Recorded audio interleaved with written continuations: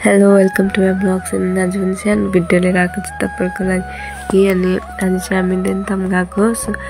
हेर्नुहोस् त यो देन्ताम मन्दिरको माछा है। यो चाहिँ कत्रो ठुल्ठुलो छ। यहाँ चाहिँ माछा हेर्नुहोस् त, पानी पनि कस्तो सफा छ नि त। यहाँ चाहिँ मन्दिरको है, हेर्नुहोस् त।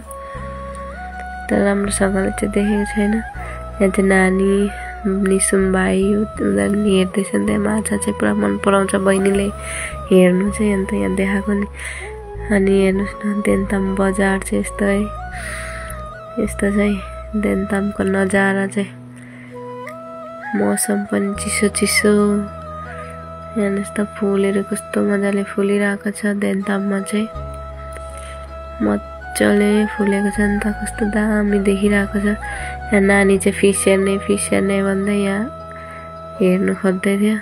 अनि हेर्नुहोस् न हामी चाहिँ बिएससी अफिस गएको नि त, अनि अलिकति काम थियो। यहाँ चाहिँ जाँदैछु। अनि नानी चाहिँ खाजा खाने भनेर चाहिँ हेर्नु न मोमो खाँदैछ मजाले।